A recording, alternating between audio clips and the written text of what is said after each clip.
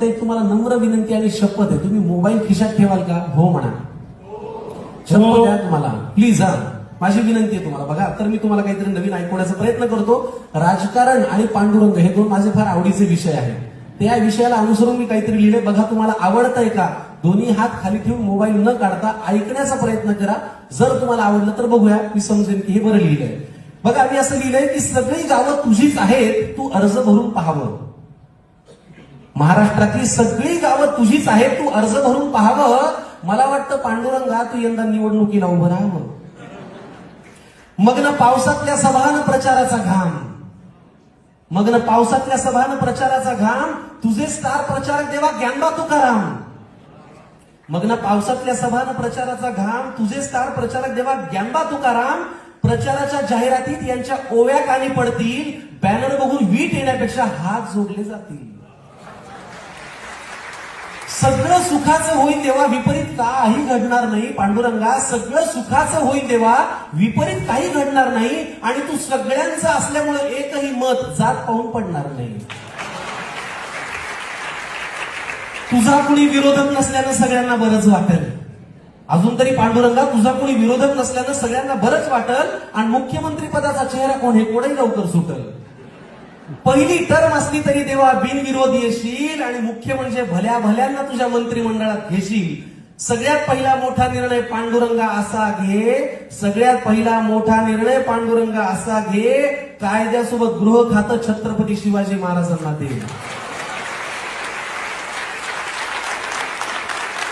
मग काय टाप कुणाची देवा, कोण कायदा हातात घेईल? अरे एका नजरेत अख्खा महाराष्ट्र सुतासारखा सरळ होईल. लाडक्या भावांवरचं समान प्रेम, जिचा आदर्श म्हणून पाहावं. तुम्हाला वेगळा शब्द ऐकायची सवय, माझ्या लिहिलं वेगळं. लाडक्या भावांवरचं समान प्रेम, जिचा आदर्श म्हणून पाहावं. त्या मुक्ताईकडे महिला व बालविकास हे खातं जावं. आणि साक्षरतेचे तर विठ्ठला काय दिवस येतील, साक्षरतेचे तर विठ्ठला काय दिवस येतील. बुद्धीला वैभव म्हणणारे आमचे ज्ञानदेव शिक्षण मंत्री होतील. अरे पाणी ज्यांच्या गाथेला तारून स्वतः खाली बुडलं, जे सदेह आले स्वर्ग आणि तू दार उघडलं, त्या तुकोबांच्या हाती ते पुन्हा हिशेबाच्या वह्या आणि अर्थमंत्री म्हणून घे त्यांच्या ताबडतोब सह्या. पुढे असं लिहिलंय की एकदम झाला आवाज हो लखलख वीज कडाडली, एकदम झाला आवाज हो लखलख वीज कडाडली, विटेवरची सावळी माऊली माझ्यावरती चिडली, काय लावली केव्हापासून तुझी ही बडबड आहे.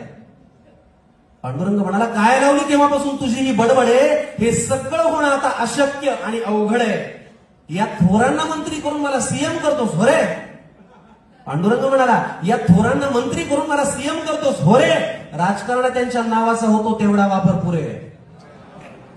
राष्ट्राच्या भल्यासाठी बोलतोस म्हणून केव्हाचा ऐकतोय. पण ऐक आता एक उपाय मी मन लावून सांगतोय.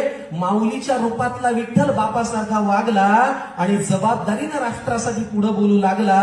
मला म्हणाला, गाथा ज्ञानेश्वरी शिवचरित्र तुम्ही कोणी वाचता?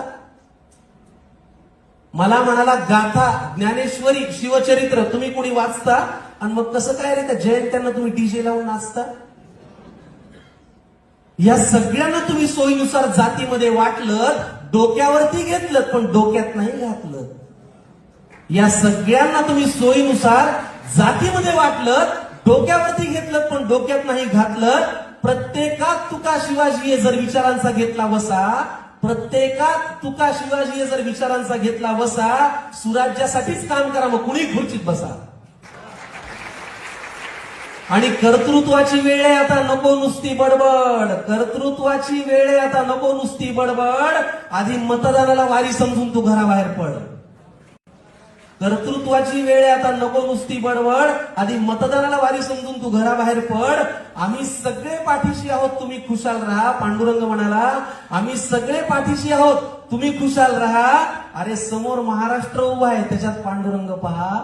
समोर महाराष्ट्र उभा आहे, त्याच्यात पांडुरंग पहा.